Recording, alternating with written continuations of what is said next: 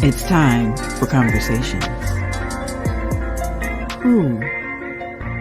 What? How? Why? Don't judge me until you know me. Don't underestimate me until you challenge me. And don't talk about me until you talk to me. Or better yet, mind your business and stop minding mine. What will be today's conversation? Understanding viewpoints, educating, and stimulating discussions. It's time to connect to T-Horne, your host. It's time for conversations.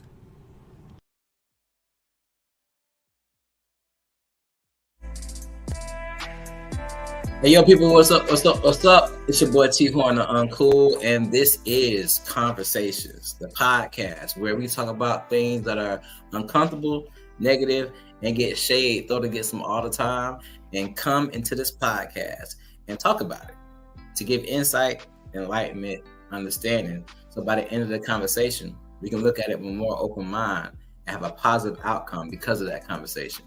Once again, I'm T-Horne, the Uncool, and my topic tonight is going to be a tough one. We did another segment, and even though we were talking about something else, this kept coming up, so we had to talk about it. And the question is, do Black lives really matter? Like, for real, do they? I mean, I know for a fact when we get killed by a white police officer, we want to protest and we want to, raise sand and all that stuff and be all over media and stuff like that. But if they matter so much, then why is the same thing not applied when a Black person kills a Black person? Why is the same thing not applied with how we treat each other? Why do Black lives only matter when something was wrong? Why do Black lives only matter when somebody who isn't Black is doing something against us? Let's talk about it. You know what I mean? Let's get deep into the subject. We got a couple of guests today that give their insight as well as me giving mine. So with that being said, let's get into it. With our first guest. C-Dub, what's up, homie? How you doing, man? So, what up, bro? I'm good, man. So this is my homeboy C-Dub, the Christian hip hop artist extraordinaire. I'm glad he's here to talk about the topic. You know what I'm saying? So I don't know if you heard, but the question is, do Black lives really matter? And there's a couple things I want to hit when it comes to this topic, because it seems to me, and this is my personal opinion, that when it comes to Black lives, we can get in the uproar when one of us get killed by a white police officer, or like the Trayvon Martin thing, and then George Zimmerman and all that stuff and everything. But yet we live, as soon as all that stuff dies down, we live every day killing each other, downplaying each other, degrading each other and stuff like that. So do Black lives really matter? Or are we just putting on the show when somebody of another race comes against us?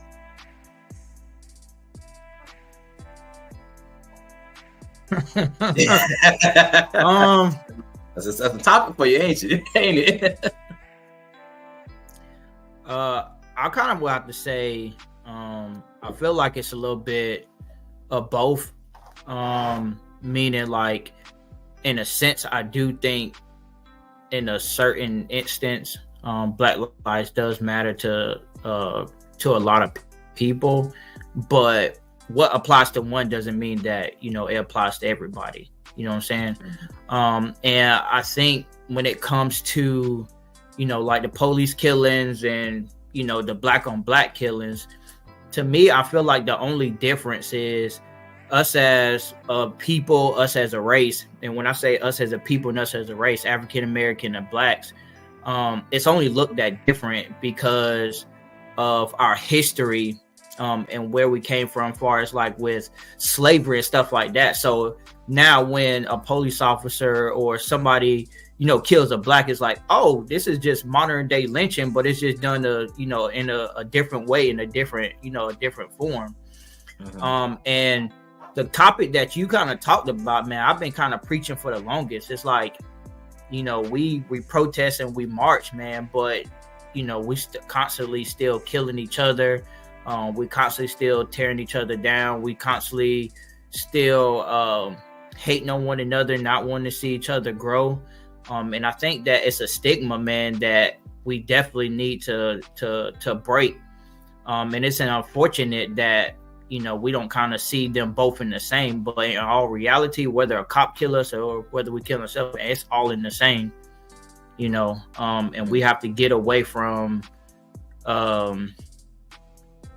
you know, kind of playing like the victim, the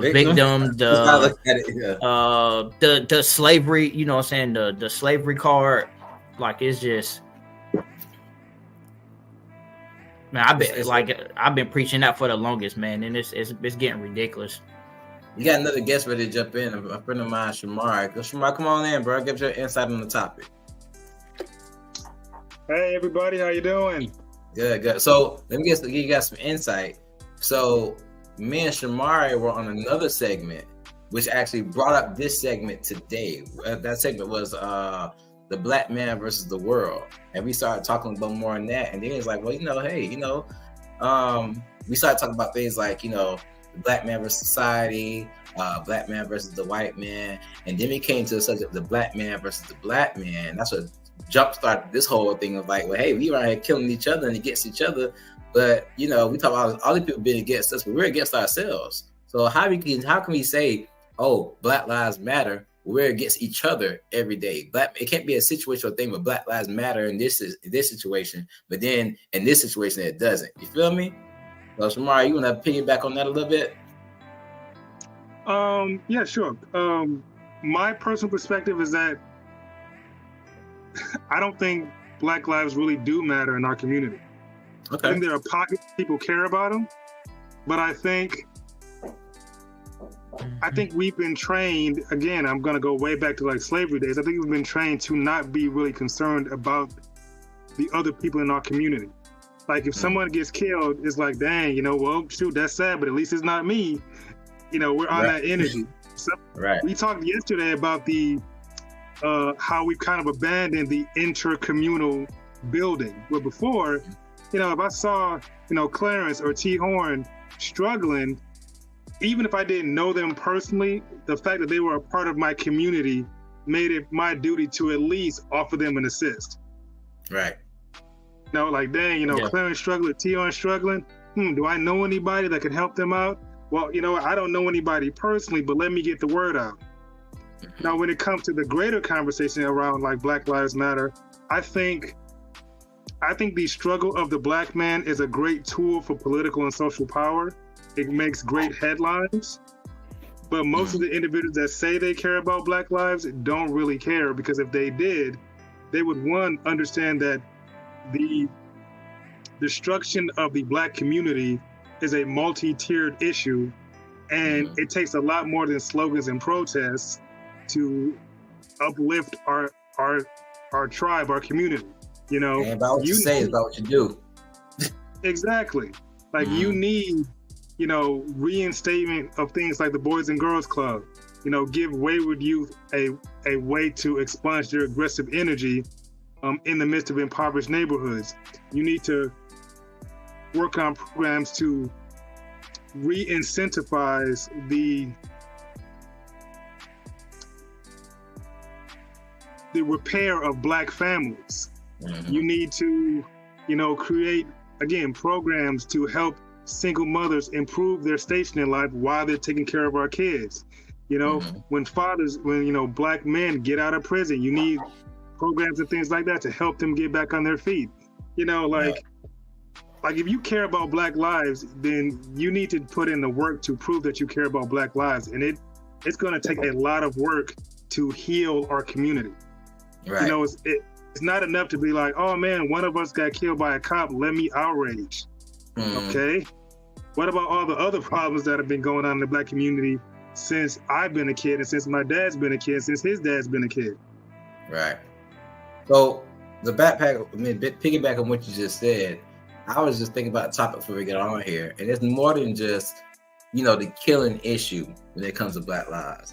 One of the things, like, I thought about, like, why is it okay, obviously, for other races? I mean, why is it not okay for other races to kill us? I mean, it's all on the news and stuff like that and everything. When we kill each other, like you just said earlier, Shamari, it's like, well, oh, another black dude died. At least it wasn't me. You know what I'm saying? But then as soon as a white cop kills us, or that Arab in the corner store kills us, or or a white lady Karen comes and says something about us, then all of a sudden it's a big thing. You know what I mean?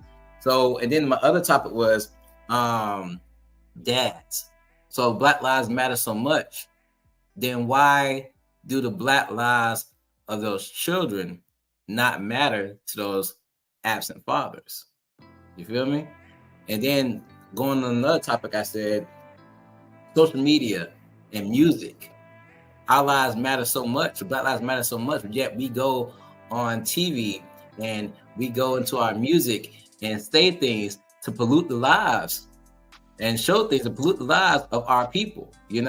Black music, well, I'm gonna say majority of times hip hop is basically the only genre of music where they're talking about constantly killing, you know what I'm saying? Constant sex, get money by any means, even if you gotta downplay or kill somebody else to get it, you know what I'm saying? It's promoting, for us to be enemies with each other, and the Black people love it. Yet we say our lives matter, but we promote so much negativity and hate amongst each other. Even like, okay, I'm gonna just have an example. I love sitting and watching shows like Power and BMF and stuff like that and everything. And Black people are constantly getting killed in those shows, right? But I watch these shows, not even realizing, like, okay, it's like, okay, another Black dude got killed. That happened every day on the streets. So it's like, it's normal. You know what I'm saying? When did us hating each other and killing each other and downplaying each other become so normal? So, but we always talk about Black Lives Matter. But we're saying that, but what we're doing is that opposite of what we're saying. And that's the point I'm trying to make. That's why I'm like, y'all talking, what y'all do, y'all actions ain't matching up. You know what I'm saying? So it's like, I'm really played by the whole Black Lives Matter thing. So when they say, and then we get mad when people say, well, yeah, Black Lives Matter, but really all lives matter. And we get mad, but like I said, not what you say is what you do. You're getting mad because all lives matter, but yet you're showing in your actions that Black lives really don't matter. So what you getting mad for? You feel me? Like, I'm not against the whole Black Lives Matter movement. I'm just saying there's more to it than just saying something about it. There's more to it than just protesting. There's more to it than it just being a situational thing. If Black lives matter, they need to matter in every situation. They matter to every Black person. It can't be like, oh, this happened, now it matter all of a sudden. And then when it died down, we back to killing each other, back to selling each other drugs, back to the dissing our women, back to all that negative stuff Black people do. So, well, yeah, conversation starter. I am sick of the Black on Black crime. How can we do better? I'm gonna say something.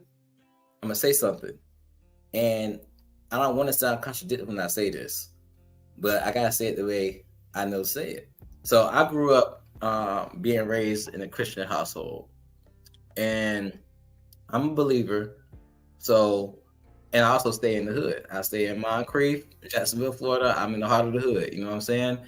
And one thing I noticed is that every hood has at least 20,000 churches in it. One thing you're going to have in the hood, you're going to have a bunch of liquor stores, you're going to have a bunch of convenience stores, you're going to have a bunch of churches. With all them churches, I never see any change in the hood, though. So I want to say how we stopped. One of my answers I wanted to say was how we stop the Black on Black crime. And I wanted to say more community outreach, more getting out there, more churches doing this stuff like that, everything. But every hood got churches, and every hood is still a hood and a dangerous place to be in. So with that question being said, what kind of insight do you guys have? Because I'm actually wondering that too. How do we stop the Black on Black crime? I'll chime in. I'll go after you. Go ahead. Okay. It kind of goes to what you said. Like, a lot of churches sit in their communities and wait for people to show up at church instead of getting into communities and going out to the people. That's what Jesus did, right? Jesus didn't sit in no church. Jesus went out there. He went out to the people, right? Yeah, they kind of sit on the dock and put out bait and wait to hook somebody. When in reality, if you plant a church in a community, you're supposed to be out there meeting the community. You should know people in the community. You should know their problems. You should know what's going on. You should know, like, that community should be your second home. I mean, a lot of churches will, I know there's a church, I think it's Lane Avenue, where right behind it is like almost like the projects. And the people in that church had never been to that location ever. And I mean, it's right behind the church. Yeah, never talked to the people, never reached out to them, no nothing. They're in their little, spiritual bubble with all this madness going on around. And they're just like, well, if people want to get some Jesus, they can come where you should be bringing Jesus to the people.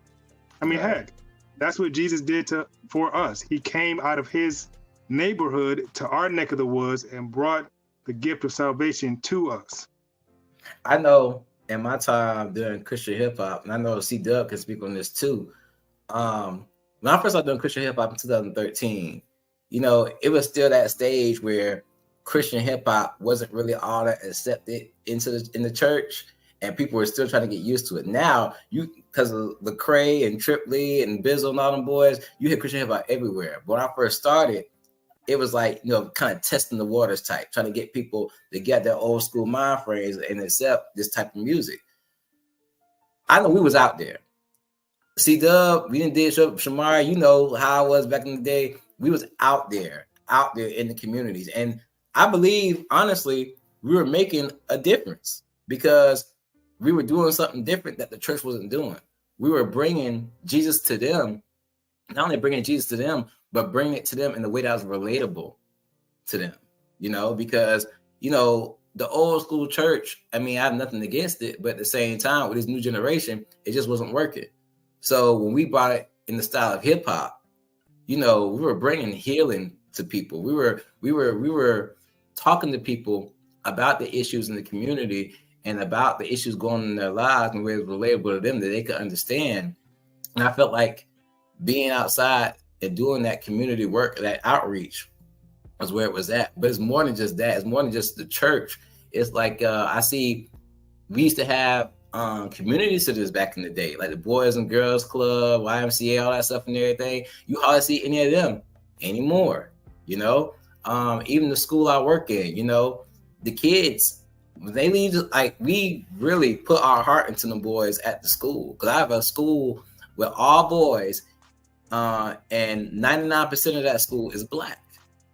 So I put my heart into the boys every day, whether it be compassionate love, whether it be tough love, I give my heart to the boys. But when they leave that school, they go home back to the same nonsense they left. So when they come back the next day, it's like, okay, I'm starting over again. Got to reprogram these boys again, just to go back to the same mess. So I do believe that community outreach is one of the ways, but at the same time, it's like the people and the organizations that are supposed to do it really either aren't there or aren't trying. You know what I mean? And also, another good point, it starts at home too. The parents, but the thing is, some of our parents are so messed up, you know what I'm saying? Because they've been scarred being Black people and they've been stereotyped and this and that. Now they're putting on their kids. So it's like a generational thing being passed down and passed down and passed down and passed down for Black hate. And yeah, we'll rally up when a white cop comes and like, oh, that cracker, that pig, and this and that and everything. But then at the same time, we'll turn around and we'll call each other niggas, or, we'll throw shit at each other. Like I said the other day, the only time we giving props to each other is when somebody got some nice J's on. Everything else is a tear down. So, and then not only that, with this, we giving props to the J's, but then you turn around, somebody trying to kill you and steal them. You know what I'm saying? So it's like, we're outside of community outreach, what other resources do we have to stop the black on black crime? How can we do better? I'm still, trying to figure out too, because community outreach is good, but there's more to it than that. It's going to have to be a multi-tiered approach or multifaceted approach. Like on your end, reaching the youth, reaching the kids, because they're going to be the next adults, they're going to be the next leaders in the community, is very important. Starting them off young. But then also the people between, 25 to 45 to 50 also need discipleship.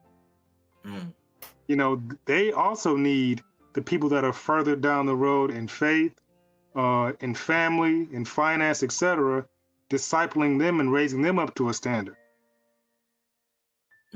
I think the problem is, I'm gonna cut you off, but I think the problem is we've been so systematically brainwashed to think that we don't need each other, when the fact of the matter is we do.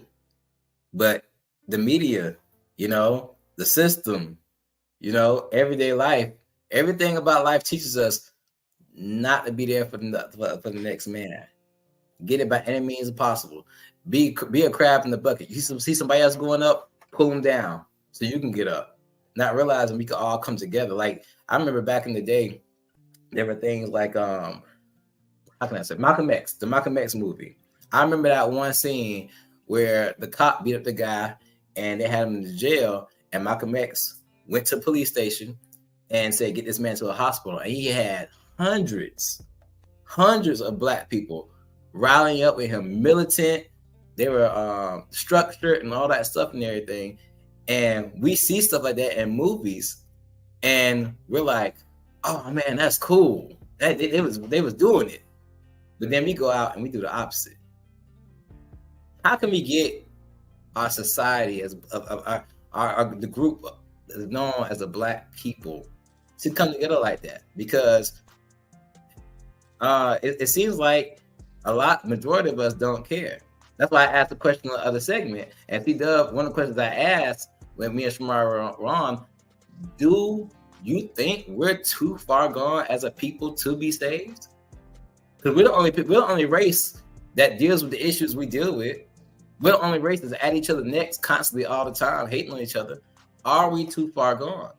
And if we're not, like the conversation started said, what can we do to help each other? Because I hear you on the thing of we gotta do community outreach, and we gotta come together as a people.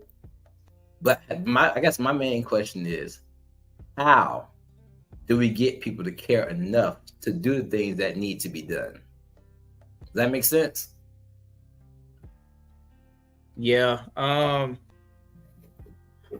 In my opinion, I'm gonna say, in a sense, like, I do feel like there's a sense of too far goneness. And the problem that we're gonna face is that the Bible, I mean, I ain't trying to be all spiritual, but the Bible just go ahead, bro. About, you ain't got to apologize. You read Bible, anything you bring into this, bring it, bro. Just because if you talked about the Bible and you see the impact of sin, and that we, we're in the last days, like the Bible literally talks about, how things are going to get in these, in these times. So in a sense, like, it's so embedded into our culture, into our people, it seems like it's too far gone. Now, does it mean that it can't get better? I definitely believe that in a sense, like, it can get better, but I don't think there's ever going to be a point to where it completely is just going to be changing everything and magically just going to get better. But I do feel like it starts with one person and building upon that. The Bible talks about, being the light. And it takes, people that's willing to be the light and willing to be the change that they actually want to see. And more people will continue to follow. And then more people, try to follow after that. But I don't think we're ever going to get to a place to where, it's completely different. There's always going to be violence. There's always going to be black on black killing. There's always going to be, you know, the issues and the stuff and the topics that we're talking about and facing. But I do feel like we can be better, and things can get better, and things can change. Gotcha. And I guess you can make a good point there, where it's always going to be there, because even when people like, you know, Martin Luther King and Malcolm X, when they were alive, I mean, they made a difference, but it never stopped. Like Kanye West, even with the whole racism thing, Kanye West said it best: racism's still alive. They just be concealing it. You know what I'm saying? So the issues don't stop. They can only, I guess you can only, like, and I hate to say it this way, you can put a Band-Aid on it and wait for it to heal. But even though it heals, there'll still be a scar there. It's still gonna be there. You still gonna know what happened. You still know what's going on. You know what I'm saying? So it is what it is, man. It is what it is. So you still gonna have people making music that, you know, that glorifies it, you know, on a consistent basis. Like, that's not going away. So like, it's impact from all different levels, because in order for it to change and be different, like, every aspect has to change. And people have to be willing to, you know, to change that. I was talking to a friend of mine yesterday, and we were talking the whole music thing and stuff like that. And y'all know me, I've done Christian music. I still do Christian music, but I do positive and conscious music. Basically, I just do positive music to benefit people and stuff like that. And I was talking to him about, you know, how when it comes to my music, you know, when you're trying to do music, you want people to share your stuff, like your stuff, listen to your stuff and everything. And it's kind of hard when you're doing positive music, because people really don't want to hear that. So it's hard to get shares, hard to get likes, you know, all that stuff and everything. But me and my wife go out all the time.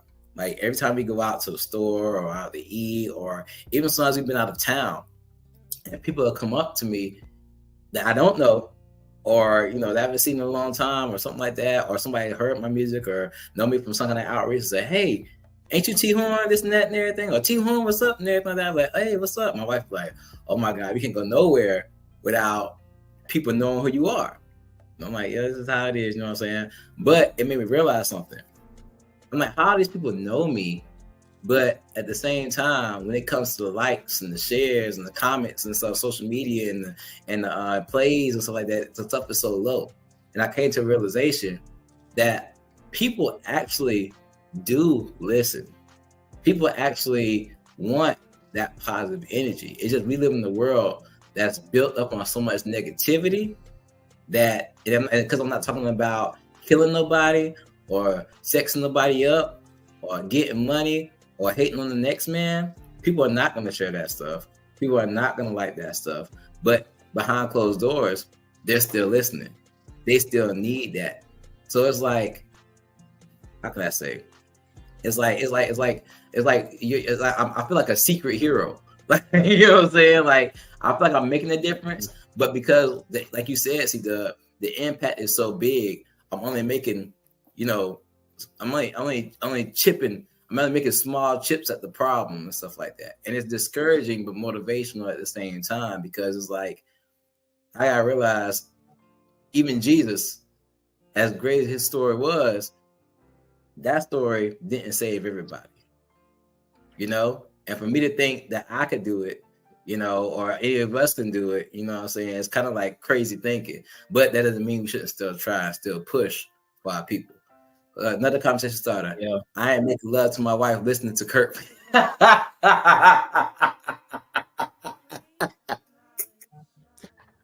Facts, though. That's facts. But that's not the type of music that. That's not the type of music that we talking about, though. We talk about we're not talking about type of music. We're talking about killing and all that. Put them up. You know what I'm saying? Get money. Still, we talking all stuff like that. We ain't talking now. Listen, I love my love songs, my R&B and stuff too. Now, yeah. I ain't gonna be making love my because I'm D1 of Revolution. Ooh. I ain't be doing that. You know what I'm saying? I don't even spend time with my wife listening to that, man. We listen to not listening to that. That's thing too. John Legend or something. Right. And just because we do Christian hip hop and positive hip hop don't mean we don't listen to other music. You know what I'm saying? We just say we don't listen to the music that, you know, promotes the negativity in our community. You know what I'm saying? Because that stuff, people don't realize that stuff feeds into your spirit, man. Like, if the beat may be hard and the lyrics may be hitting and stuff like that, but prime example, I dated a girl a long time ago. I'm married now, so whoever she is don't matter, but I'm using the story. So she used to love watching stuff like Love and Hip Hop, Desperate Housewives, all the reality shows. She was a sweet girl, she was nice and everything, but she loved watching them shows. As much as she watched them shows, as time built up, though she's a sweet girl, she started developing this nasty attitude out of nowhere and started snapping and having a problem with everything and wanting to pick arguments and stuff like that and everything. And I'm just looking like, what is going on? What is going on? But then as I turned around, she watched Love and Hip Hop, Real Housewives of Atlanta, where these women on these shows are fighting all the time, cursing, talking crazy to their men, talking crazy to each other and stuff like that.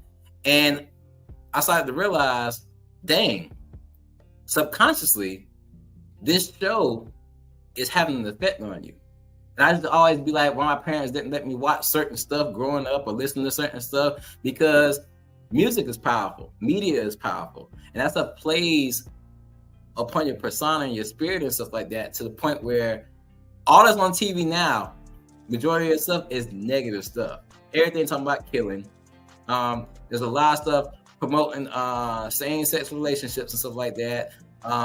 Basically, I remember back in the day, they couldn't even have sex on TV.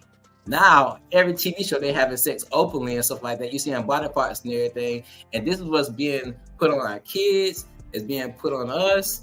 And then we wonder why, things are the way they are and why we act the way we act, especially as Black people. Like I said, I love power. I love me some power. My wife got me into power. I love BMF, all that stuff and everything. But I work at a school with middle school kids who watch BMF and Power too. And though I'm an adult, and it's a good show to me, I got kids in my school, Black kids in my school, who trying to be just like Tommy, just like Ghost, just like Tyreek, just like Meech, and all that stuff and everything. I'm like, you a kid, but this is what they looking at, you know what I'm saying? Even with the stuff they listen to. You were saying, Shamari, about Future, you know what I'm saying? Even their lifestyles, you know what I'm saying? I can't speak, you know what I'm saying? I got a bunch of kids myself and everything, but but the lifestyles are bouncing around the baby mama, and just making kids and just going about your business, not caring and stuff like that. That stuff affects people, and people don't realize, like, you know what I'm saying, that's affecting people's lives. What's the difference between C-Dub's music and T-Horne's? Oh.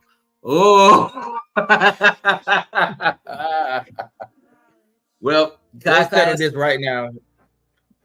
His is better, mine is mediocre.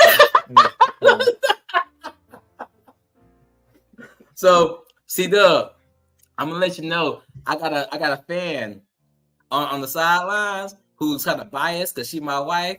And anytime somebody says, she's like, "Yep, I agree." It's me because she's being a wife. I'm pretty sure your wife would do the same thing. But if I had to answer that question, it's a tough question. I didn't know it was gonna come off guard. So back when I first met C-Dub, I met C-Dub back in 2013. That's when I first met the man. I started doing Christian hip hop and everything. C-Dub was doing his thing too. And C-Dub, his music was, I rock with him. He has great music and stuff like that. My music is different only because there's nothing against being a Christian hip hop artist. It's just, in my path, I started to see that I just didn't want to affect the Christian people. Not saying C-Dub's music affect the Christian people, but I didn't want to be in the box of saying I'm a Christian artist. I wanted to reach everybody. I didn't want my music to be God all the time. Is it God all the time in my life, in my mind, heart? So yeah, of course it is. But I realized everybody don't see things the way I see things. And everybody's gonna rock the same faith that I rock. So in my time with God, I feel like he showed me a different path where I needed to be a bridge in the gap. So I started relating my issues and things I was going through to people in a more relatable way. Now, does God get knowledge of my music? Yes, he does. Do I still make Christian hip hop? Yes, I do. But at the same time, I understand that everybody's not going to listen to Christian hip hop. And if I was going to reach the people like I wanted to, I had to meet them where they was at. Now, I'm not sitting here talking about sex, drugs, and money, but I may talk about, hey, my baby mama's giving me drama. I may talk about, hey, yeah, I was a player back in the day. I did this, that, and that, and everything, but I changed up and everything. I may talk about issues like in the hood, or issues with money, or I may talk about, hey, I had one verse where I said, hey, honestly, I'm gonna be lied to you. I'd rather sit here and smoke this blunt and listen to a preacher, because I feel like he ain't telling me nothing. I feel like the only piece I'm gonna get is from smoking this blunt and everything. Just to relate to people. And I'm very transparent with my music, telling about my life. I'm not gonna lie on my music. I'm gonna keep it how it is. Now, he does can explain his ministry, but that's what my ministry is about. Does that make sense? I mean, in the sense that you explained it, I mean, technically, it pretty much, our music is basically almost the same. Almost the same. I mean, I'm probably a little bit more on the, like, I still talk about like issues, like I done talked about like, porn addiction or marriage issues, or, what I'm saying? So I still keep it real in my music. I think if I would say the only difference is I'm probably a little bit more like preachy and a little bit more, maybe like a little bit more wordy. Like I really, I would say my music is for everybody, but it's definitely more directed towards, like the church and stuff like that. Not really like the streets or something like that, because I'm not really like a hood person. Like even though I was in the streets and hung out, like I'm not like a street person. So yeah, but ain't nothing wrong with that. But it's all in the same. Like it's all for the kingdom and the glory of God. And he has his testimony and his walk of life that he been through, and I have mine, and we just basically put it together, and it's still all for the kingdom at the end of the day. So yeah, it's still all kingdom. It's all ministry, because the thing is, the way I minister, my way, it's like this. My uncle, I love him to death. This is one of my favorite people in the world, I swear. But he ran a barbershop. And if I had to compare me and C-Dub's music, C-Dub is the pastor in the pulpit. I'm the barber in the barbershop. You're going to get knowledge and the word from the pastor a certain way, but you'll get knowledge and word from the barber in a different way. You're still getting the word and the knowledge you need. It's just different ways of going about it. Still positive, still ministry, still here to help you. It's just different delivery. That's all it is. Does that make sense? Okay. Yeah. Sum that up. And guess what? And we still gonna do music together, baby. We still gonna do music together. But let's get back to the issue at hand. Let's talk about the dads. Now, see, Doug, I wanted you to speak up on this a lot, because I'm gonna get your own podcast that I'm gonna promote, Dads on Duty. I still appreciate you having me on there. We had a good time and everything. But Black Lives mattering, or us questioning if Black lives really matter. How do you feel about dads not being in these kids' lives? Because if Black lives matter, then these lives of these kids should matter to these dads. Agreed? Yeah. That's a whole can of worms. But they definitely should matter. And I think a lot of it's just generational. We see a lot of generational curses as far as with dads not being in their lives. Also in this generation, we're seeing a lot of younger kids, getting pregnant, who's not really ready to be a father. They just want to lay around and sleep around with women. And then when they get pregnant, it's like, well, I ain't signed up for this, like I ain't ready to be no father. I'm not ready to be no dad. Like I just wanted to have sex with you, type deal. So I feel like a lot of that is the issues that we're seeing now is just a lot of people want to have sex, but they're not really ready for the responsibility that comes along with that. So in that case, or they just don't want to be dealt up with the woman that they actually got pregnant. So now you're seeing like fathers not being in their kids' lives. I don't think it's a matter of like the kids not really mattering. I think it's just a matter of don't really want to be with the woman, didn't really sign up for it, not ready to have kids. So, and they're not ready for the responsibility.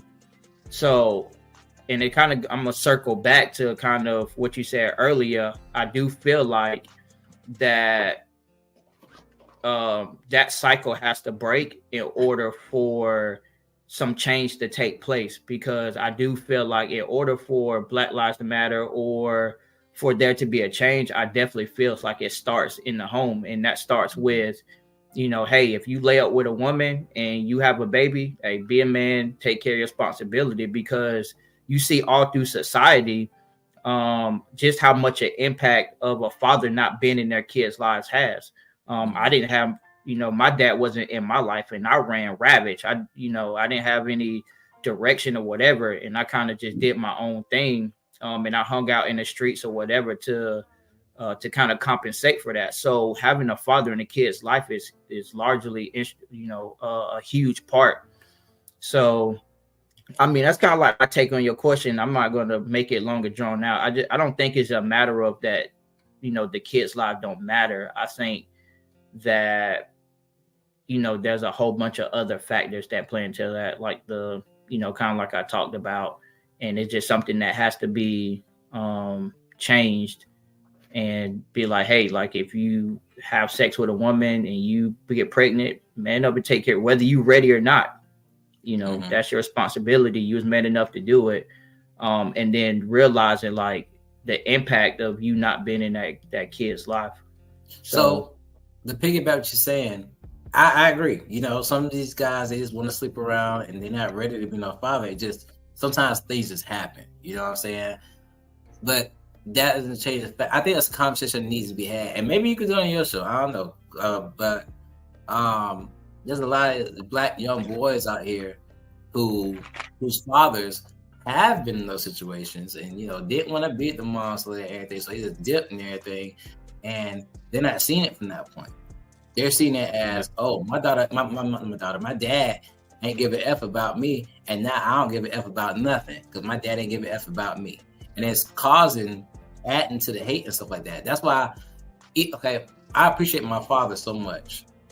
And it's not bragging, but it kind of is, because my dad, me and him didn't have the tightest relationship growing up. Because I was like, you know, you tripping. You know, it's like the kids tell us, hey, you tripping. But one thing I did appreciate from my dad, him and my mom slept together when they were 15 years old in high school.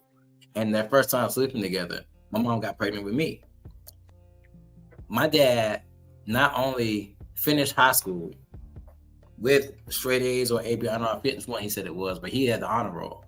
But he was working 2 jobs and immediately went into the military after he graduated high school to, you know, make sure he took care of his girlfriend and his son, you know.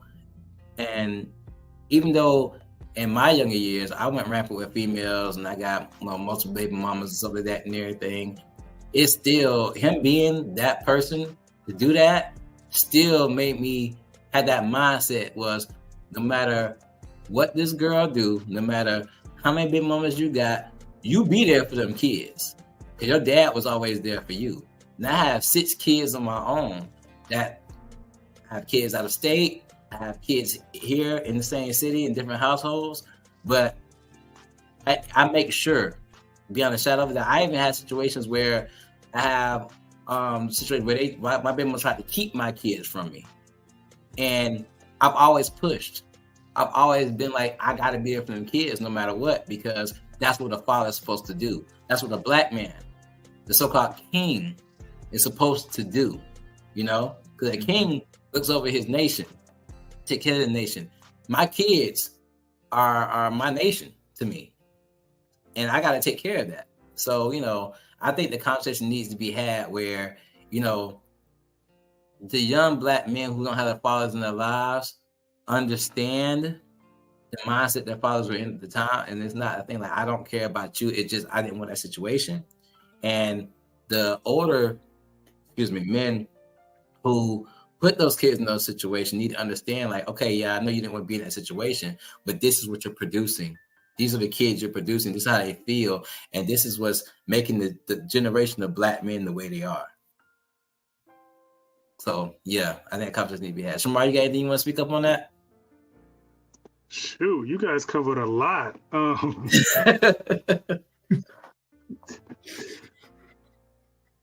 think, oh my goodness, I think fatherhood is foundational to any community. Mm-hmm.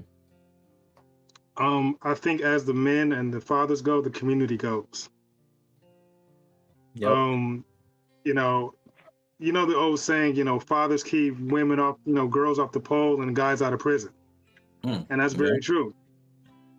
Yep. A lot of women today, have been sold to the music industry, sold to the media industry to peddle or lose themselves to the dollar and degeneracy. And our boys are, basically going from the crib to the prison or the hospital or the grave pipeline. Right. This may sound controversial, but I think fatherhood is the single most important role a man can have in any community. Mm. Mm-hmm. I don't think it's controversial. I think that I feel you on that. I think a lot of people I think in today's society, a lot of people find that statement controversial. Why so though? Why do you think? Because I think the role of the father has been degraded to the point of people believing that it's not really necessary. I think a lot of women have been trained to believe that, I don't need. I can do it by myself. I'm an independent woman. Myself. My kids don't need a father, whether they want to be in the child's life or not. Or, I see all of my fellow women out here, they got 2, 3, 4 baby daddies, and they doing it on their own. But they don't understand the detrimental effect that not having a father has on a child, especially a young man. Like, not having a father is almost cruel to a young man to cast him out into the world without a father to guide him. Like, being a responsible man is complicated. And that's before you get a family and kids. Like, how to navigate in the world is something that you have to be taught. You can't just, it's hard for you to learn it on your own. That's why so many men today are crashing out. Yeah. Because it's like, hey, be a man.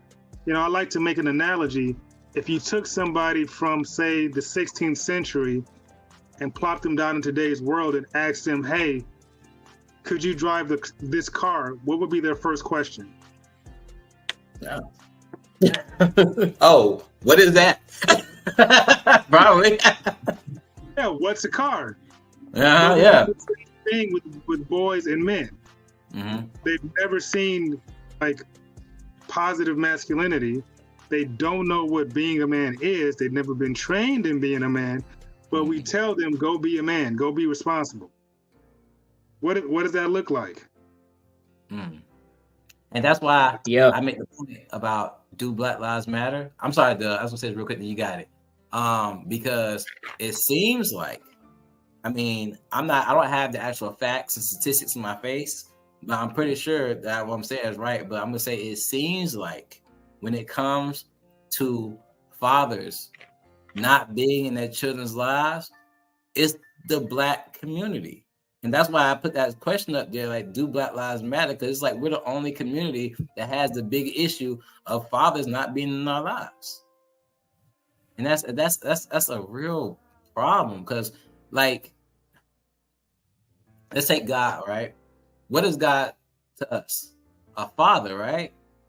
Just think if God wasn't here, how messed up this world would be. That's how important it is to have a father in your life. I have a stepdaughter. Me and my wife got married. She had $3. And one of the young ladies has never met her father. When we got married, I made it my business. To make sure I was the father in her life. So because it's crazy, her sisters are seeing their dads, and she doesn't know what that feels like. So when I got married to my wife, I made it my business to be like, hey, she's gonna have them same daddy-daughter experiences that her sisters have. Whether she may have that or not, she's gonna have them through me. Because I understand how important it is to have your father in your life, whether you're a black man or a black woman coming up. Because, there's so much children are exposed to, black children are exposed to.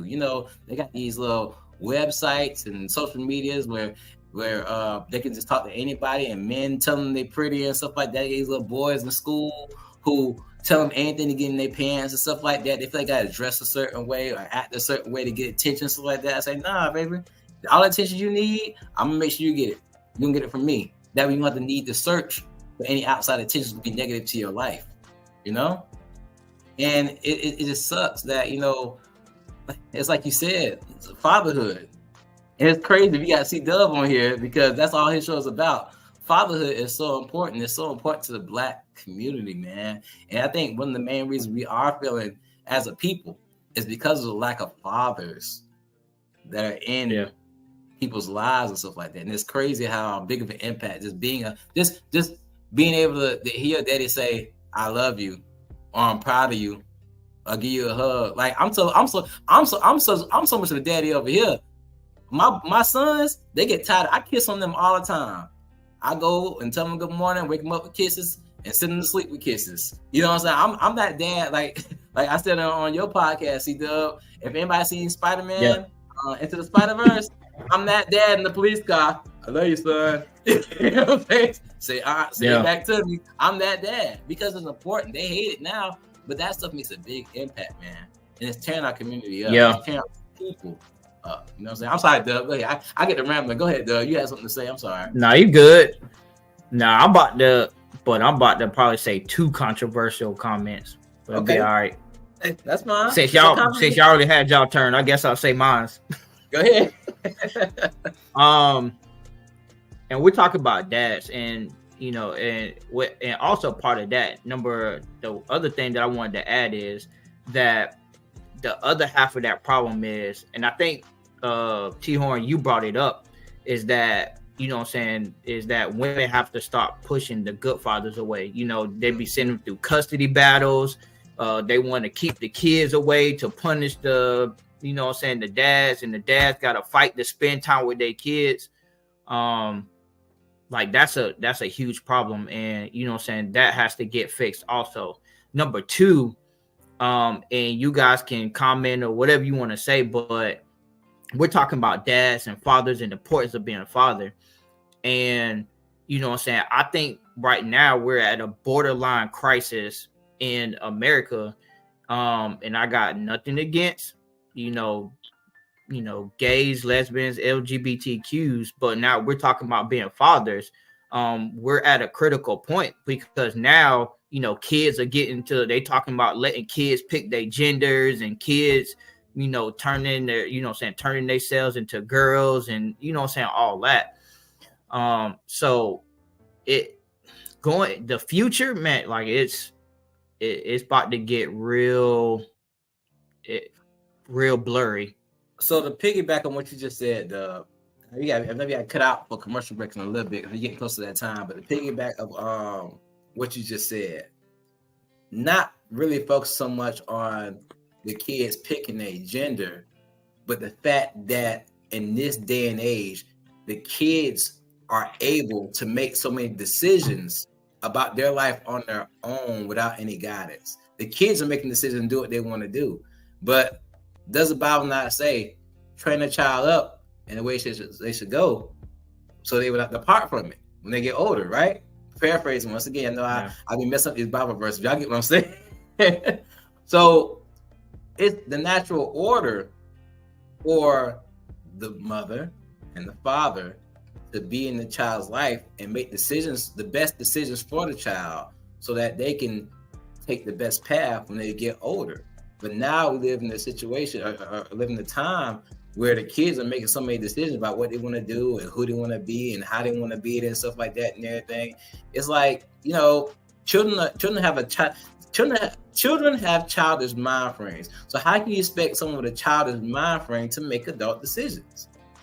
you know? And now we have these adults, especially in the Black community, that are making these childish decisions because they've been making these decisions since they were children. Like their parents didn't care enough to say, hey, let me step in and make sure I give you the guidance and the instruction and the structure that you need, you know? So to pick about what you said about choosing genders, or even something simple as choosing how you're going to dress. You know what I'm saying? You know, you got little girls who wearing these shirts, they got their belly out and stuff like that. That's very revealing. You got these boys sagging their pants and this and that and everything. You got children choosing how they talk to adults, like even the school system cussing teachers out, and their parents, instead of getting them by, they laughing about it, thinking it's cute and stuff like that and everything. It's messing up our community. But I'm gonna cut that off. So we gotta take a break. So we'll be right back with Conversation with T-Horne on Uncool after this quick commercial break. And after that, we got another guest coming on too. So be ready for that.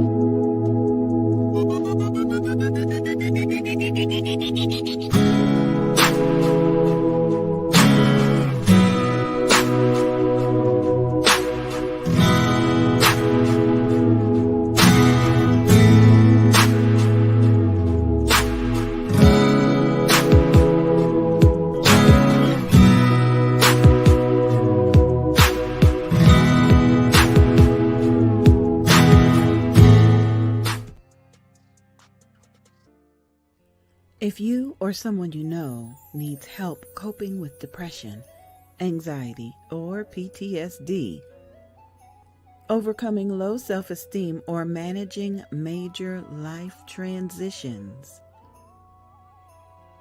we invite you to schedule a free consultation call for telehealth clients. Shekinah Downs, licensed clinical social worker, is now accepting new telehealth clients in the office too. Schedule a free consultation by calling 386-385-4483. That's 386-385-4483 in the brand new Daytona Beach office as well. 50 to 60 minute individual therapy sessions and a variety of insurance plans are accepted.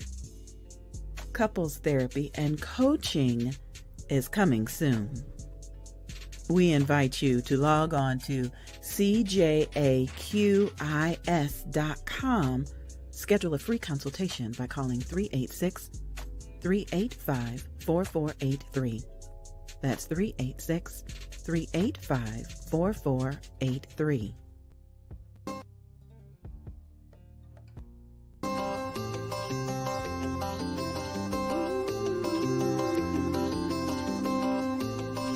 Yeah. Peace down to what's happening, homie. Thank you, God. I got a special friend with me in the booth. Miss Miraculous. Woke up this morning and I'm grateful for another day. Before I get my day started, gotta hit my knees and pray. Psalm 23, yeah, that's how I start my day. Lord, order my steps and please guide the way. The only reason that I'm here is because of His grace. Took my sins and wiped them clean, I didn't leave a trace. When people say they blessed, they use it all materialistic. If you woke up, you blessed simply cause you breathing. I know sometimes that's the opposite of how you feeling, but manifestation comes by how you speaking. Your attitude determines your altitude. Learn that from Steve Harvey. Taste and see the Lord is good like a cup of coffee. That's why I wake up giving thanks early in the morning. That's why I'm turned up at the church on that Sunday morning. We all blessed, we just got different meanings, different reasons. When you look at your glass, how you see it. Woke up this morning, man, I'm feeling blessed. Woke up this morning, man, I'm feeling blessed. Woke up this morning, man, I'm feeling blessed. No stress, I'm feeling blessed. Woke up this morning, man, I'm feeling blessed. Woke up this morning, man, I'm feeling blessed. Woke up this morning, man, I'm feeling blessed. No stress, I'm feeling blessed. Woke up this morning and I'm feeling blessed. Woke up this morning and I'm feeling blessed. Woke up this morning and I'm feeling blessed.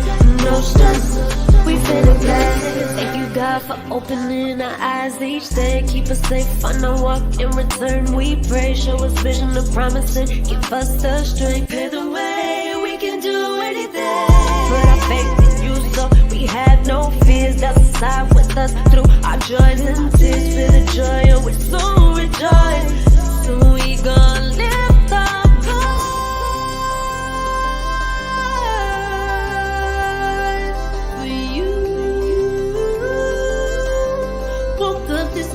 so grateful and beautiful. Woke up this morning and we feeling blessed. Woke up this morning and we feeling blessed. Woke up this morning and we feeling blessed. No stress, we feeling blessed. Woke up this morning and we feeling blessed. Woke up this morning and we feeling blessed. Woke up this morning and we feeling blessed. No stress, we feeling blessed. Ever since a young in the Lord, been working in my favor. Fast forward to now, I'm here because it's grace and favor. The truth is, without a marvin, I never would've made it. I see his blessings moving daily. Woo, elevator, kept me alive on the ventilator. Devil had his hands on the detonator. Should've drowned in that pool at a young age, but his plans was greater. Should've been paralyzed in 05, should've been dead on 75. Drop it with suspended license, should've been locked up for 6 days. Survivor attack without a scrape, no need for a band-aid. Devil looking crazy, mad face, gotta keep running my race. Devil keep it moving, get up out of my face. Speaking to existence, today gon' be a blessed day. Woke up this morning and we feeling blessed. Woke up this morning and we feeling blessed. Woke up this morning and we feeling blessed. No stress, we feeling blessed. Woke up this morning and we feeling blessed. Woke up this morning and we feeling blessed. Woke up this morning and we feeling blessed. No stress, we feeling blessed. We feeling blessed, yeah. We feeling blessed. We feeling blessed, yeah.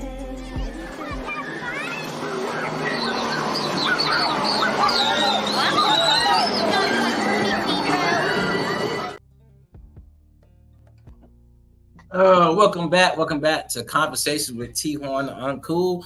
I, myself, am T-Horne, the Uncool. And we've been having a great conversation. The topic is, do Black lives really matter? And we've hit so many topics. And it seems we're coming to the conclusion that one of the main problems that, the Black community is feeling is because of the lack of fatherhood, which is crazy. Because we're the Black people are the only people that struggle with the issue of absent fathers. We have a new guest ready to join us, Miss Katia Jones. Go ahead and bring yourself into the conversation, Miss Lady. Hi, how you doing? Katia, what's up? How you doing, Mama? You all right? Doing well, thank you. That's what's up. So I'm glad you could join us on the podcast. The conversation we're having is, do Black lives really matter? So I've had Shamari and C-Dub on the conversation before you got on the first part of the segment. And we hear a lot of issues talking about, music, talking about absent fathers, talking about why it's okay for everybody else to come against us and kill us. But why it's not okay, I should say, for everybody else to come against us and kill us. But when it comes to us, we're okay with it. And now, and having you on the segment, we can get a woman's insight on everything. And you can help us answer the question, do Black lives really matter? What do you think about that? I think Black lives do matter, but we have to first individually make it matter. What I mean by that is stand together, united, instead of always fighting, arguing, bickering, and tearing each other down. It starts as an individual first, like what you put out with others.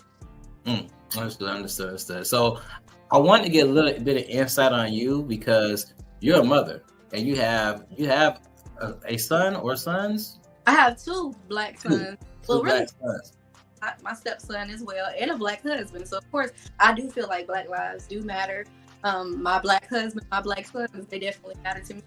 And I always try to teach them how they present themselves that matter too, because we always get stereotyped in a way like, say there's a group of Black young men out, you would think that they're doing something wrong just for hanging out. You know what I'm saying? Right. It's just how you carry yourselves, basically how you treat others. It really starts as on an individual level, and then what you teach your children as well. Got you. It's a learned behavior, like really, if you're going to be good or bad, really. Right. So one of the things we talked about that we hit really deep on was one of the big reasons why, it seems like Black lives don't matter or the Black community is failing is because of the lack of fatherhood in our community. I talked about how, C-Dub brought up the situation. I made it seem as if, fathers don't care about their kids. And he was like, that's basically not always the situation. Sometimes just, men just want to sleep around and they sleep with a certain woman and then they happen to get that woman pregnant and they're like, well, I just want to sleep with you. I didn't want to really start a family with you or have this lifestyle, and they leave because of that situation, not thinking about how that's going to affect the child that's born in the future. And then the child grows up basically hating everything because of the fact they feel like their dad didn't care about them. And it's not the fact that the dad didn't care. The dad just didn't care about that woman, but they're not realizing they're producing a hate and negative generational curse going down to the next generation after that, generation after that. And I got C-Dub and Shamari joining me too. So let's go and get them in on the conversation. Shamari, welcome back. Thank you for having me back. Dub, welcome back. So this is my old friend Katia. We go way back. We go way back to like high school, middle school days. And I like the fact she's on here because she's gonna give us some insight as a woman, being a mother, being a wife, and having Black men in her life. She can give a lot of insight that we can't give. So I was telling her about the conversation we were having about, fatherhood being a main reason why the Black community is failing. So with that said, Katia, give your insight on that. I do feel like it sometimes can be poor decisions when it comes to who you create children with. I've been married. This is my third marriage, and I finally gotten it right. My first child was a oops type of situation. I was younger, he was older, so I had poor decision skills back then. But moving forward, I've learned my lesson, and I did better. So. I feel like having not just any father, a good father, that's what matters. Like somebody that is present, somebody that cares about the schoolwork, cares about your mental health, cares about your spirituality, all of that matters. So you can be a father, but just a good one is most important. Yeah. I heard you say something about making poor decisions. I know everybody, we all can agree we made poor decisions, but the rate, let me say this right, the rate of poor decisions being made by this generation compared to our generation, I think is very, very, very different. Because one thing I noticed, we talked earlier about what can we do to stop Black on Black crime, and I posed the question, what can we do to just stop, Black people as feeling as a community overall? And when I say that, I think of things like I talked about the YMCA earlier and stuff like that, and the Boys and Girls Club community outreach projects. But, I also remember back in the day, there were things like, DARE and Victory Over Violence. Right. And you used to watch cartoons and they used to have like the little messages at the end, like G.I. Joe. They used to like, no one has like now, and no one has had the battle. We don't have that stuff. We don't really. That teaches that positivity and stuff anymore. You know what I'm saying? And I think it affects us, our Black community, a lot more than everybody else because we're so into the media and entertainment and stuff like that and everything. And because we don't have those shows or, even the songs are different and stuff like that, it's to the point where it's affecting us greater than it's affecting everybody else. How y'all feel about that overall?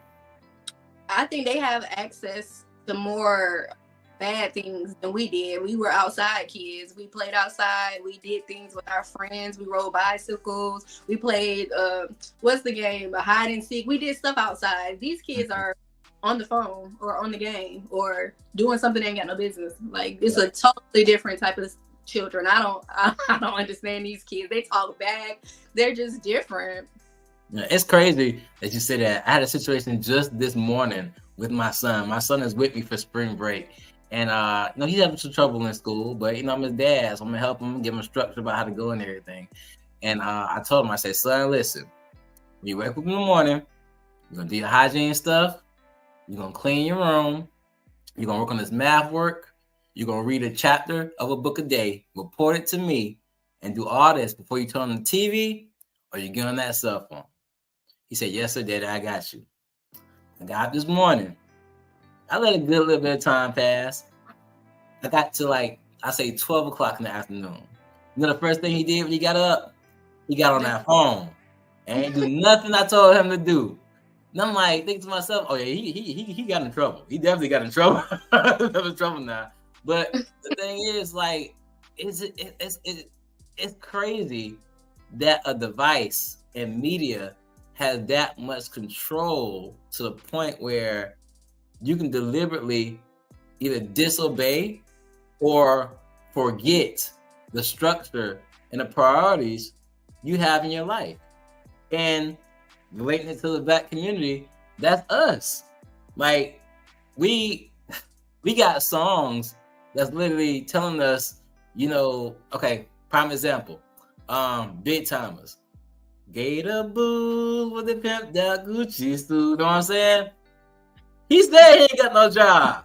He said everything his mama name. You know what I'm saying? He can't pay his rent because his money spent. You know what I'm saying? And we was hyping that up. Like, that's good. That's cool. That sounds good. Not realizing that's society now. We spent our whole high school years hyping that up. And now we got generations and that's all it is.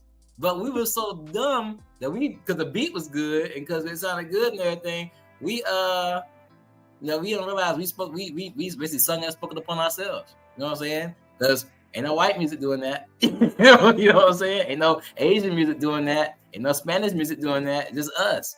Okay, question. Where do your guests live? Is everyone in Florida? So I'm gonna let you guys go ahead and tell everybody where y'all from and everything like that. I think most of us from Jacksonville, but go ahead and elaborate, y'all. Born and raised Jacksonville, Florida. Still here. Well, I left and came back. I was in Atlanta for a bit, and now I'm back in Jacksonville. Cool. Shamari? From Detroit, born and raised. Living in Jacksonville for the moment. Probably be gone by the end of the year. I've run into a lot of Detroit people lately. What's up with that? All right, go ahead. Doug, go ahead. I mean, you already know. I'm Gainesville, Florida, home of the Gators 352. You heard me. Them Gators, boy. I mean, they do no. But I right now, shit, but yeah.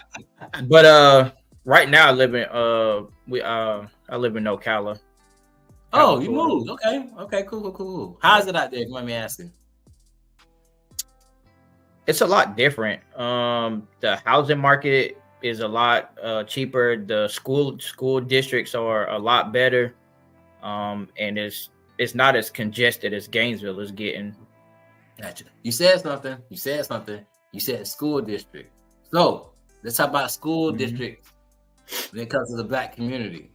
So I'm from Jacksonville, Florida, right? And we all know, whoever lives in Jacksonville, Florida, that the two top schools when it comes to Black schools are Reebok and Reigns. Tia, do you agree? I agree with that, but you didn't go to neither one, did you? So I went to Douglas Anderson School of the Arts, and I had the privilege of leaving Douglas Anderson and going to both Reebok and Reigns at different times. So I understand.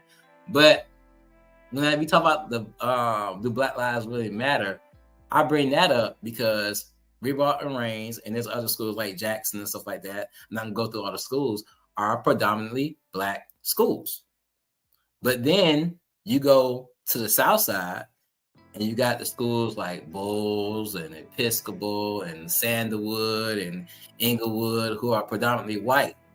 And from me working in the school system and stuff like that, I see that there are more opportunities in the predominantly white schools than there are predominantly Black schools. It seems like the predominantly Black school, all they promote is you can be a football player or a basketball player, and that's how you're going to make it. But you go to other schools, and it's like, you have so much opportunity. You can be this doctor. You can be a lawyer. You can be on a Fortune 500 company business. You can do all that stuff and everything. And I'm not saying that's not said in the other schools, but I feel like another reason it seems like Black lives don't matter because we're raised to believe that all we can be. Now, there's nothing wrong with being this, but we're raised to believe that all we can be is entertainers. We can play sports, we can do music, we can dance, we can be actors. And there's nothing wrong with these are all great careers. Like, even with me and Doug, we do music, you know what I'm saying? So that and everything.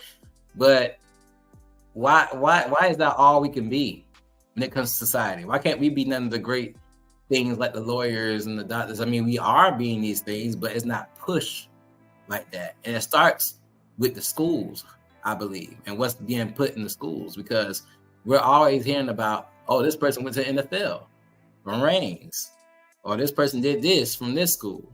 But how many people you hear about, oh yeah, this person started his own law firm, this person has his own private practice, this person, started his own company, and now he's franchised his company out all over the nation. We'll never hear about that when it comes to Black people like that. We hear about it seldomly, but not as much as we should.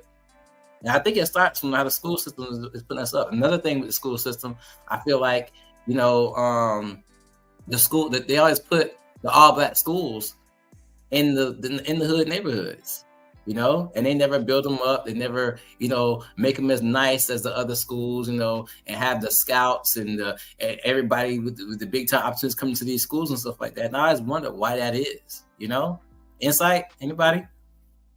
I will say, I'm not going to name the school, but I did take my kids from a diverse school and put them into an all-Black school because it was more relatable and my kids weren't being picked on. Like, some teachers are not trained properly. Like, they just... You just made a heck of a point there. I'm sorry, I'm going to let you continue, but I'm going to piggyback on that. Go ahead, I'm sorry. Yeah, so I had my kids in a diverse school and they were literally picking on them for every little thing, to where it's like, yeah, it's not a good fit. Because they don't know how to deal with Black children because they don't really see them. So. But see, that's another point in itself. Like, we go to our schools and we fit in. We then go to other schools, because I'm pretty sure, you had them at schools maybe when they're part of town, or maybe because you thought of your school overall because of the fights and crime rate and stuff like that and everything. But then it's like it's a lose-lose situation, because you either go to this all-Black school or be the stereotype, or you go to this predominantly white school and you be the token Black kid that gets picked on all the time because if they make you feel like you don't belong here. Right. You know what I'm saying? Or you're being picked on and then you're defending yourself, and then it's like, oh, he's a problem or she's a problem. And I'm like, are they allowed to get away with treating him like that? They can say these type of things and there's no consequences or nothing. I'm like, nobody would send their kids to school if you every day like, oh, you're Black, you know what I'm saying? Stuff like that. Yeah, right. And that goes back to the all lives matter thing, because if everybody's saying like, okay, get mad who's saying Black Lives Matter, and then y'all turn around and say all lives matter, then don't put us in a box. Don't make us a stereotype when we're in y'all environments. You know what I'm saying? I'm not racist by a long shot. So I'm friends with everybody from the color, religion, your sexual preference. I don't judge nobody. But at the same time, I do understand that I'm a Black man, so Black issues, resonate with me. And sometimes I want to talk about Black issues on this show. So, like I said, you can't put us in a box. You know what I'm saying? Because, like, no matter what situation we're in, it's like we're destined to lose. So when I ask, do Black lives really matter? It's not just, do Black lives matter to us? Do Black lives matter to everybody else? What's up, Doug? Yeah. So for just listening, I would pose the question, because I was kind of listening to what you were saying about the Black schools on a certain side of town in the predominantly bad neighborhoods. But I guess I would pose the question though, is would it still be the same thing, or would we still be having these conversations if those same kids that were in those, schools on that side of town, or whatever they want to call them, if those kids actually went there and they actually performed and they actually did what they want, it actually performed to their potential, and the graduation rates was high and all that, would it still be an issue with the schools being in the Black neighborhoods? because to me the only issues is, or they get categorized because of behavior issues or this or that, but we wouldn't be having the same conversation if those same, because we talked about having a male in the household, taking it back to having a male in the household, and training your child up in the way they should go. When they get old, they shall not depart. I do feel like that also has an impact, because if those same kids actually went to those schools, the graduation was high, they was making good grades, they were doing all this, then there wouldn't be any issues with those schools being in those neighborhoods, or issue of, oh, this is a white school versus this is a black school, or this and that. So I think it's like a multifunctional, you know what I'm saying, issue, because I mean, that's what, if you really think about it, that's all it comes down to. And why those schools get labeled is the passing rates, or people skipping school, or fighting, or drugs, or all these other issues.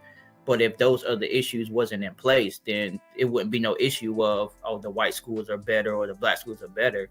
It comes down to, you know, parenting and those kids actually going to those schools and actually performing to their potential.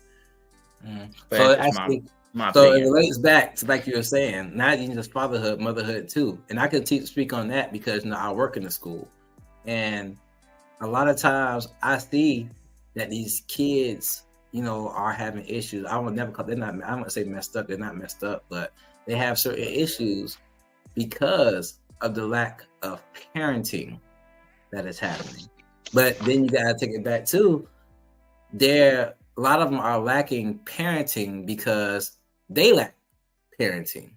And at some point there was a generational curse, a domino effect implanted, and that's how these generations end up getting worse and worse and worse and worse, because it started somewhere and nobody has had the mindset and say, okay, I need to break this. Nobody's been strong enough in the family to say, hey, let me break this generational curse and stuff like that and everything. So I agree with you.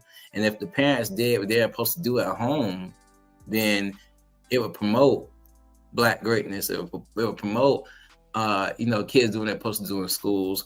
It would promote, you know, a better generation, you know, to lead the generations to come after this and everything.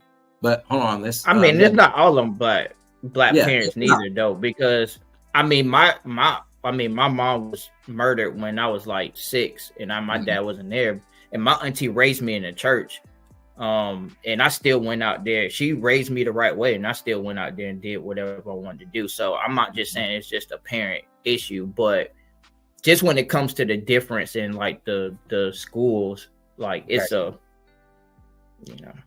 Gotcha. It's an ongoing circle type deal, right? You know what I'm saying? I got you. Let's move on to the next conversation starter. It says Black men ain't the only ones who's with child support and felony issues. What about Black women felons? We talked about this, didn't we, Shamar? We talked about this yesterday. So talked about this yesterday. So I'm gonna say this to you. Mind your words, because Katia kind of spicy. So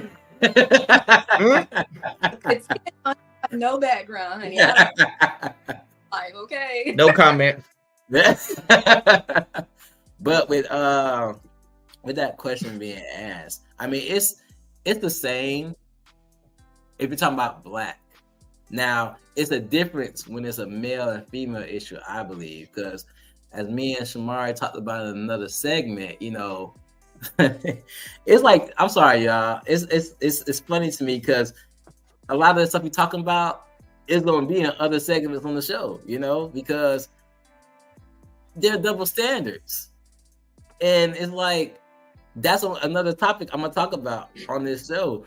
And they're treated the same way Black people are treated, but at the same time, it's different in a way because it's a woman instead of a male. I just personally believe that Black men who are felons and who are on child support have it a lot harder. Not saying women don't have it hard. I don't believe women don't have it hard. But if you look at our system, majority of the Black men are on child support. Majority of the Black men get hit with felony charges when they could have been like simply misdemeanors, and they hyped it up and added extra charges and stuff like that and everything.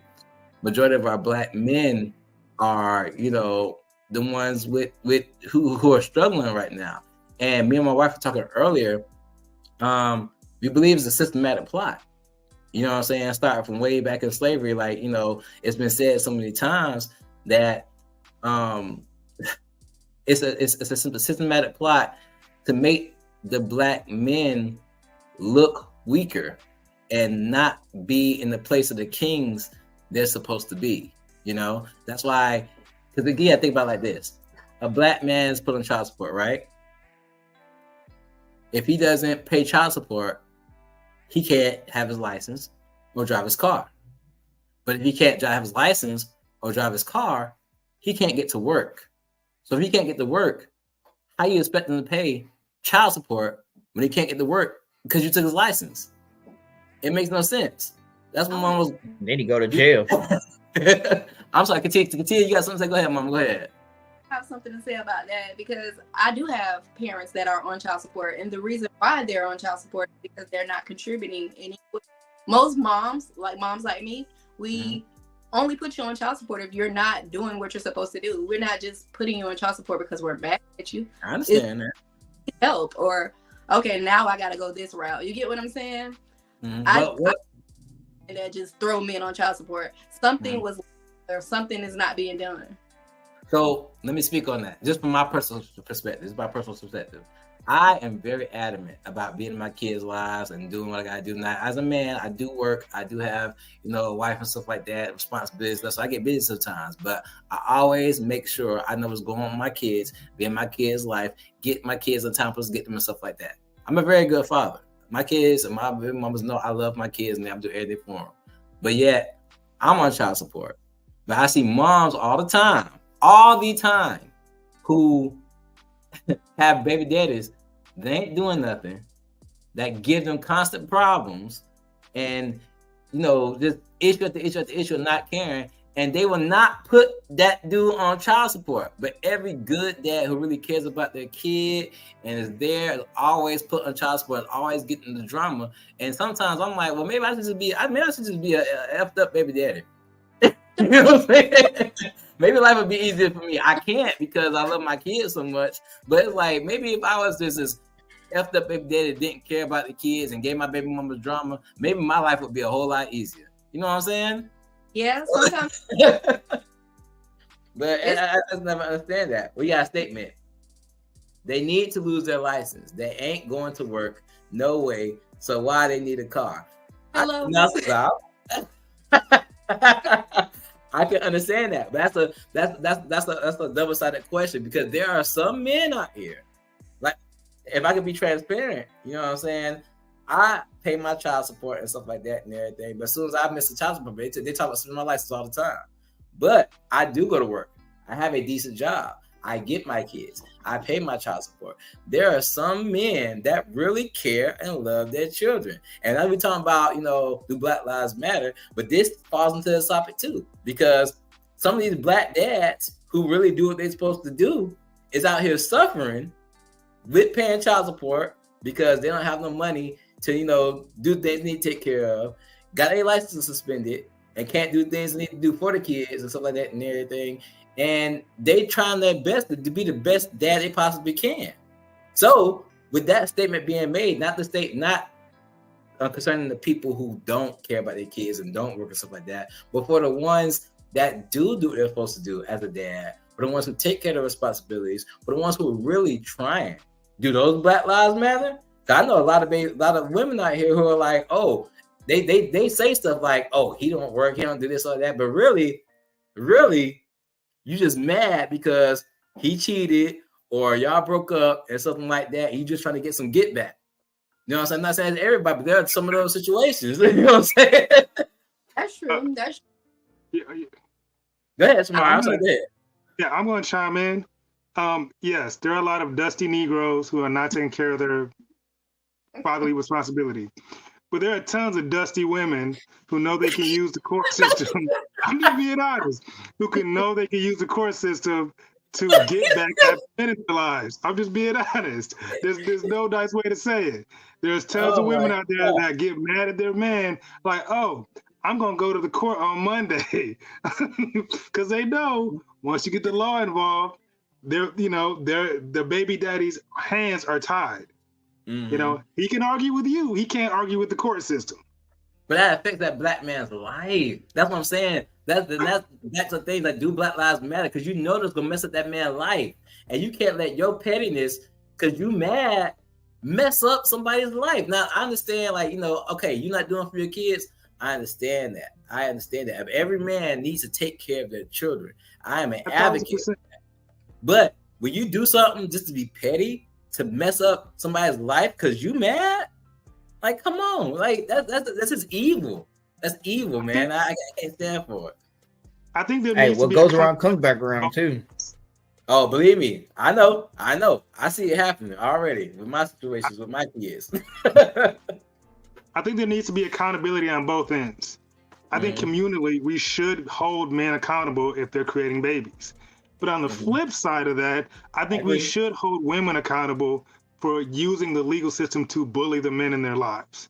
Like the legal system is to hold men that are failing at being fathers accountable. It's not your personal enforcer that you're going to use to, whip your baby daddy's back whenever he does something you don't like.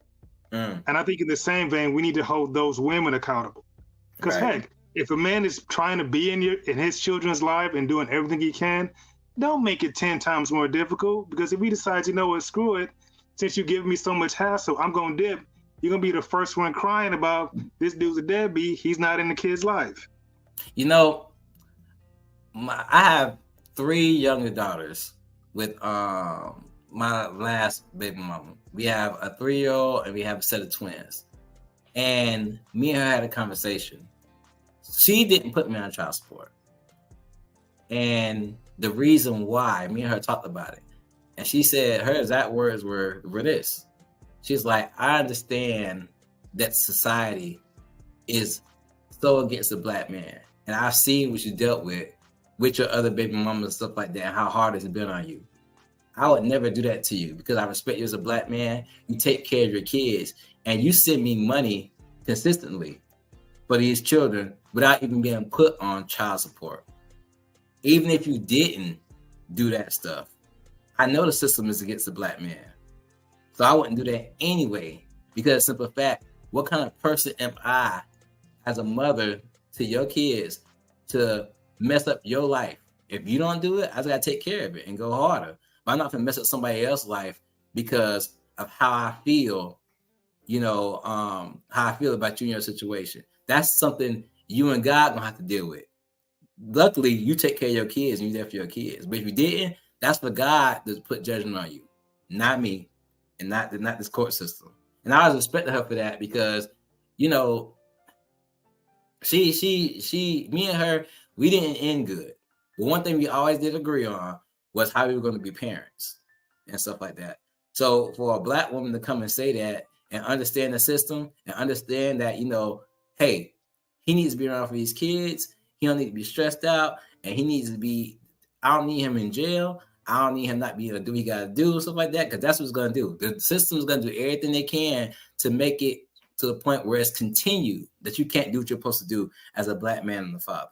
That's why so many people out here, you got these felons that as soon as you go in the jail system, you become a felon, you can't get an apartment, or you can't do this and stuff like that and everything, or you can't get a job and stuff like that. It's like the system is so against, and I'm not saying black men, I'm saying black people in general. It's like all this stuff only affect us. I didn't seen, and not to be making a race thing, but I'm just calling it like it is.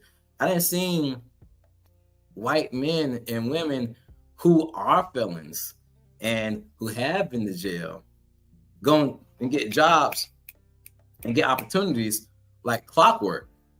But when it comes to us, you know what I'm saying? It's like the system goes in full effect. Nope, we made this for y'all, so you can't do nothing now.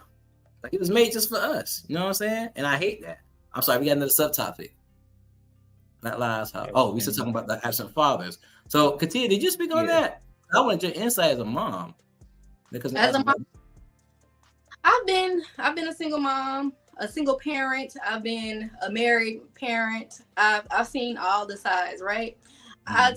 To me, it's really no difference. Like having me raise my children, it just depends on the person that's raising your kids, like what you instilling in your kids. It matters to have your father around, but if they're not there, my kids are not going to notice because I take such good care of them. So I'm glad you said that. I'm mean to cut you off, but I got to interject for just a second, because before you got on the podcast, we were just having a conversation about this, and I want to just break it down to another question. So you just said there's really no difference, because when you raise your kids by yourself, your kids can get raised good, or whether the father is in their life, they can get raised good. Right. So earlier, we were talking about the whole systematic how it's been put in women's head, because we talked about how fatherhood is an issue in the Black community, and why one of the main reasons the Black community is failing is because of the lack of fatherhood. But one thing we also said was women have been trained mentally to believe that the kids don't need the fathers, that they can do it all by themselves, this whole independent woman mindset. And now hearing you speak on it, it's kind of like almost proving the theory true, if that makes sense. I think it's because I've seen all sides. I've seen me doing it by myself, which was with my first son. I did a good job. He's fine. And then my second, my son and daughter came from my marriage. And they saw horribleness between us. So you get what I'm saying? It just depends on what your children are seeing. And like my husband now, he's a really good role model for them. Like it's nothing like their fathers. You get what I'm saying? So just like when I was by myself, I was doing a good job with him. And when I was with my other husband or whatever, it was not a good situation. So I wouldn't say having him present was a good thing. So it's not about the father being in the household. It's more, from what I'm getting from you, it's more the type of father and the type of husband in the household. That's what I mean. It's about the type of person that you have children with. That's why I say poor decisions. Sometimes you can be a father, but you ain't the best one. You're not a good example for your kids. So if somebody steps in and they're showing them everything that you haven't, sometimes that's a better thing. Like I love the fact that he's around, but he's not teaching them anything, not anything important. You get what I'm saying?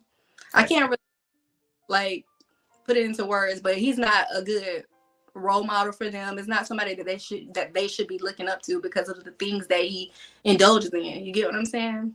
Right. So what are they learning from him? They're not learning anything substantial, like nothing.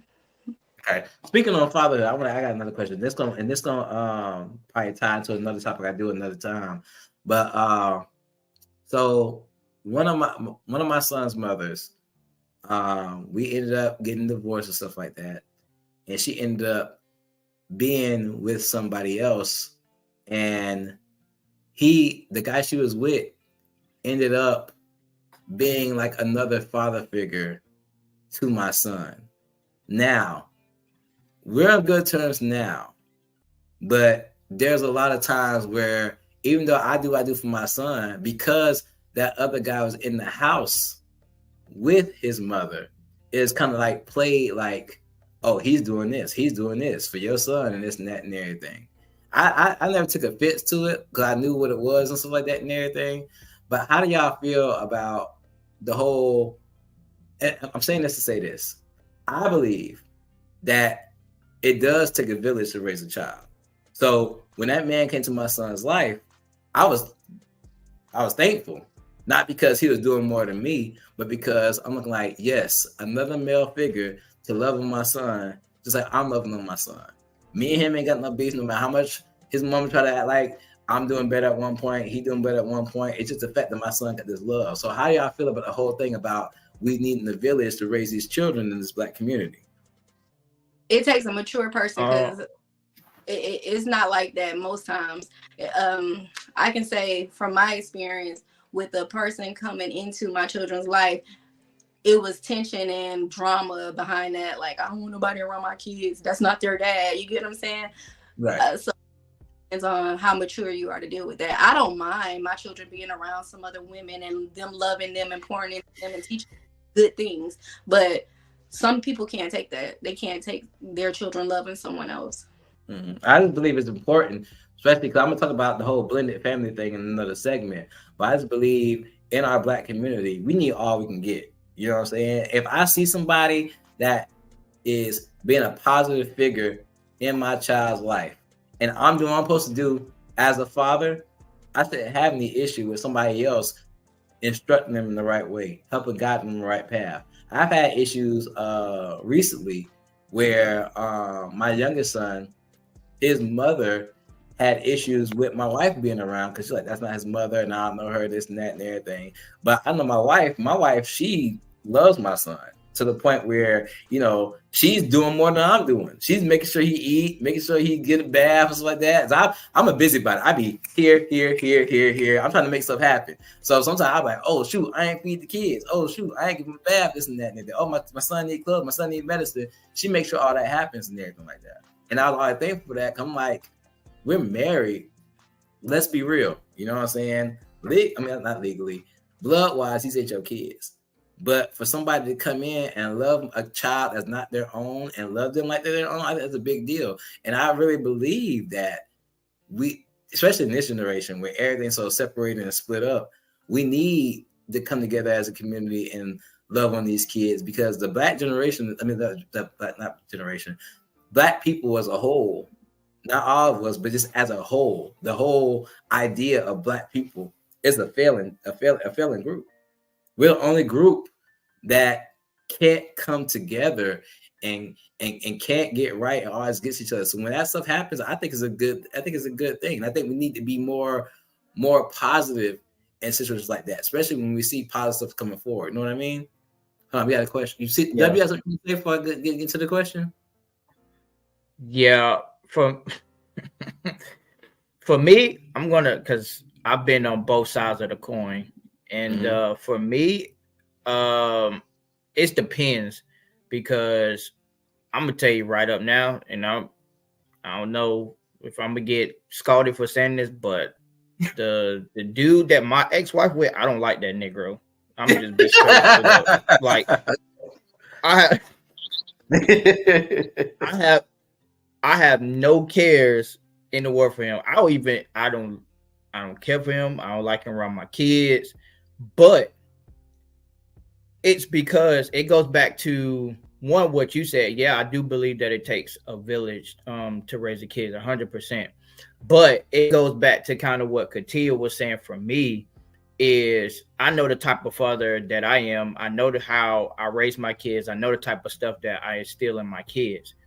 And, you know what I'm saying? He's the type of, like, you know, he be dealing in drugs. He be, you know, smoking weed, drinking, you know what I'm saying? There's a lot of attributes, you know what I'm saying, about him that are not beneficial, you know what I'm saying, to like how I'm trying to get my kids to raise up. Like, we're totally up, but he's still about the street life and hanging out in the streets and, you know, a whole different other like mentality. So for me, when it comes to the aspect, no, I don't, you know what I'm saying, I don't be wanting around my kids. I don't.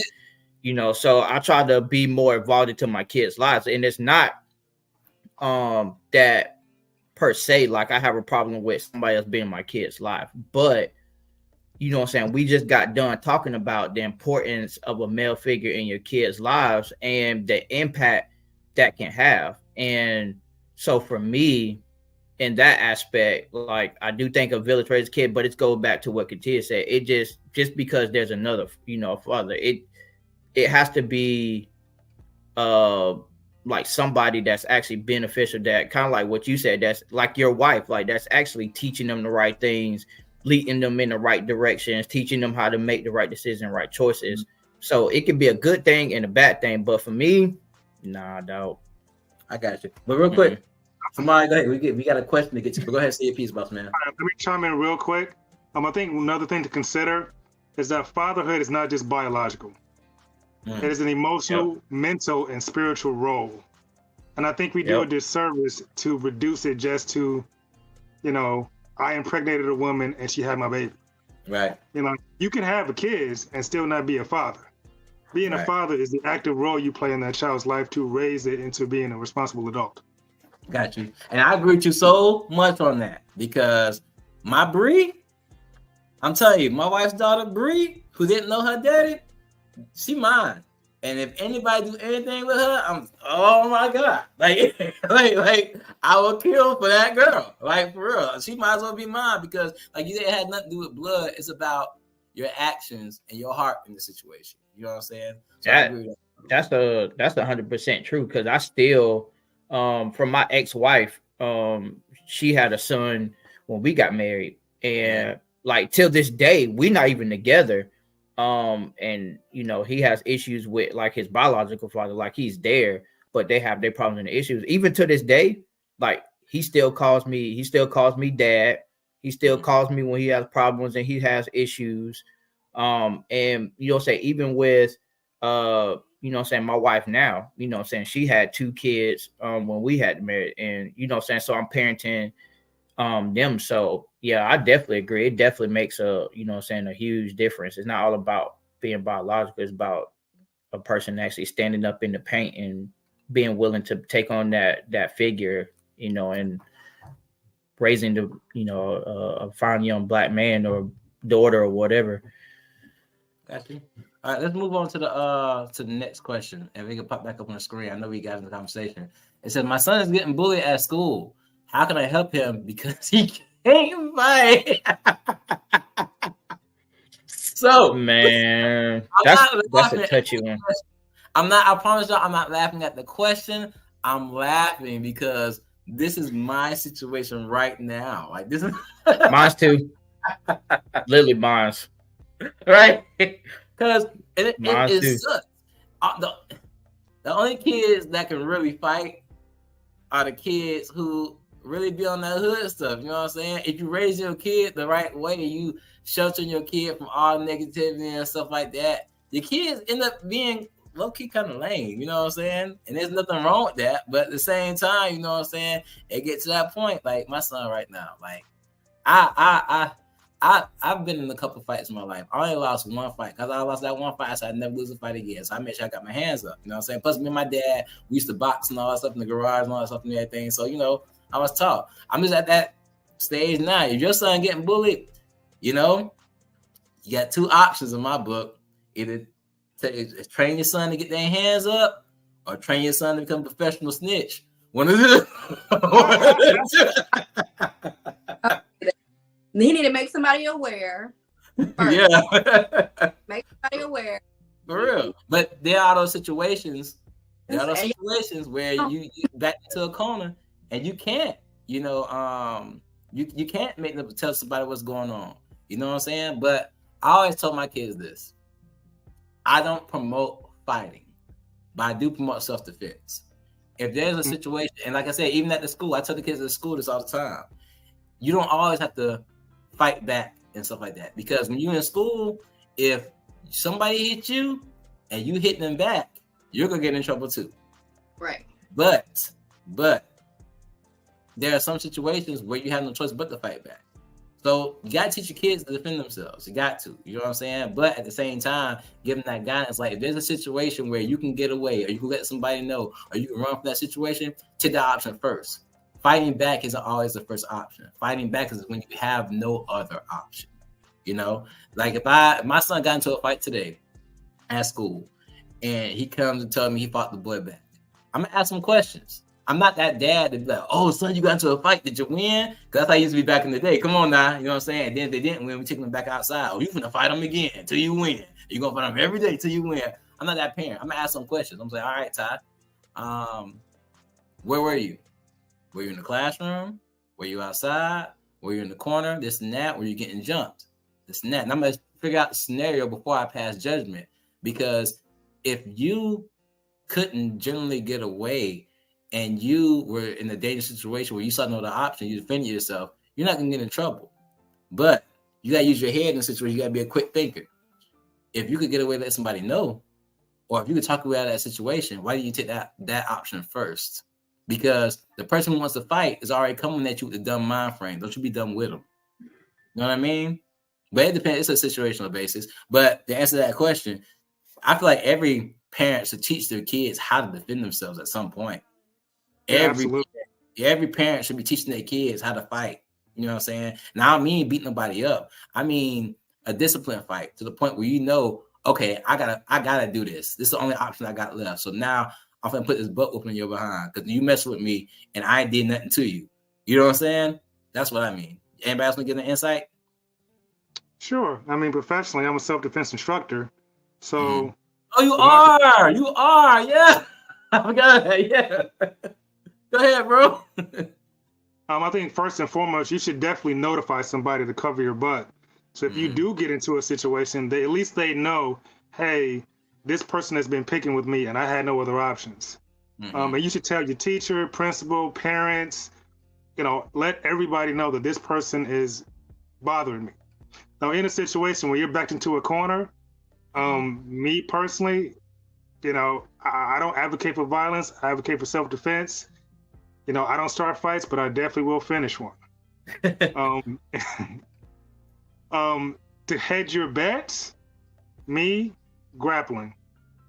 If you want to hedge your bets and not do a lot of damage in the event that you think you may get in trouble for defending yourself, which I think is wild, but the system we live in, whatever, a good throw to the ground ends most fights. The ground is undefeated. But even with that being said, I'm gonna say this, and this for me working in school. Even the kids that are bullying the other kids in this day and age, they really can't fight either. Honestly. Oh yeah. They really can't fight. So if you actually apply some grappling and stuff like that and everything, they ain't gonna know what to do. They not. Yeah, most people that bully can't fight at all. You shoot that good, single leg, take them to the ground, hold them down until the principal gets there or the teacher. Usually the fight's over. Another reason I talk about, and this, like I said, relating to do Black Lives Matter, is the reason I say let somebody know and this and that and everything, because in this generation today, the black generation, the young black generation, is so crazy, they ain't fighting no more. They shooting. So say if you throw a punch back and try to defend yourself, you don't know if that other kid may have a gun. You don't know who they know that may bring up to the school and stuff like that and everything. So as I said, fighting back ain't always the first option. It should be an option if you have no other option. But you gotta think in this generation with these black kids out here killing each other, man. They killing each other for stupid stuff.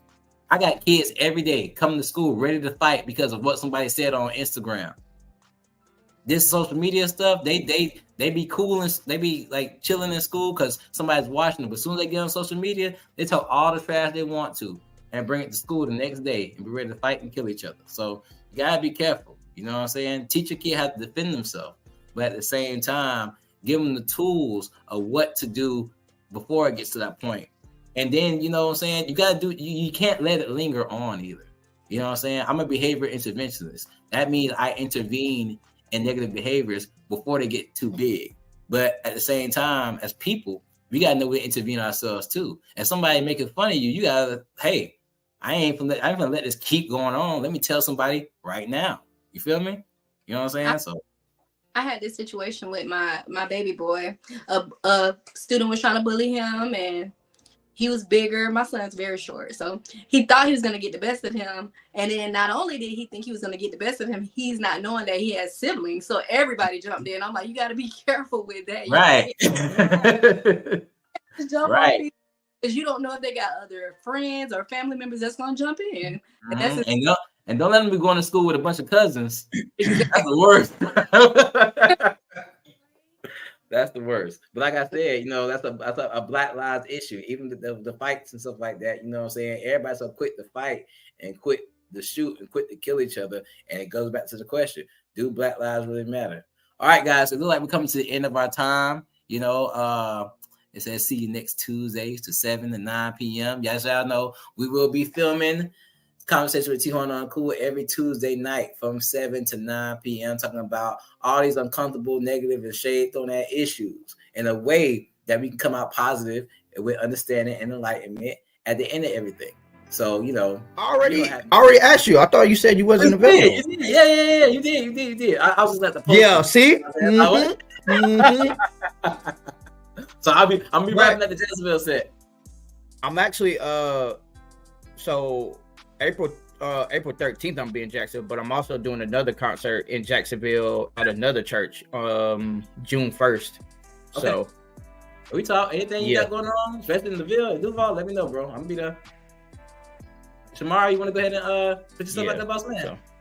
Sure thing. You can catch me on Instagram, YouTube, and Facebook under the Cross in the Cuff link.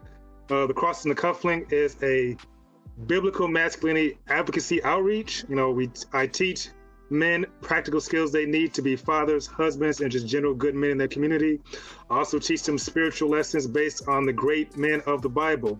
I also have a clothing line under the same name, the Cross in the Cuff link at TeePublic. Y'all got these clothing lines. I need some T-Horne Uncool t-shirts made. I'm just putting that out there. You know what I'm saying? So Katia. Yes. Listen, I'm gonna say this, y'all, about Katia.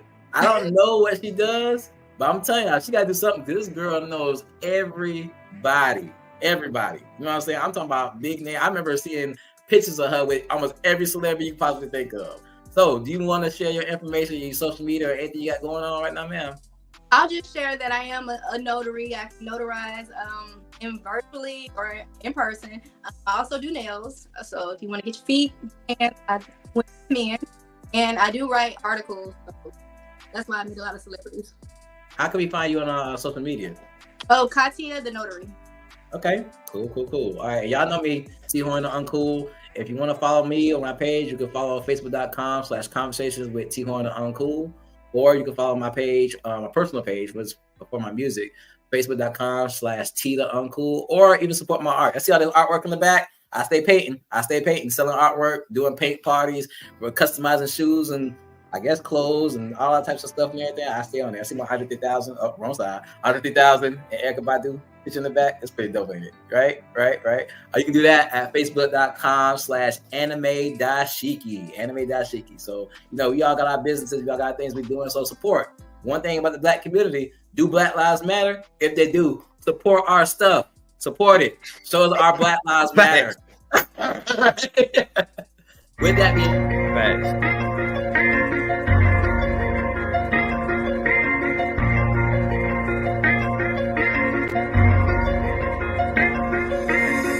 Don't judge me until you know me. Don't underestimate me until you challenge me. And don't talk about me until you talk to me. Or better yet, mind your business and stop minding mine. Yeah, I'm the topic of conversation. Circles talk about me. Yeah, I'm in rotation. I'm the one they talking, then they gossip about. Now it's so hard for them to keep my name out their mouth. Oh.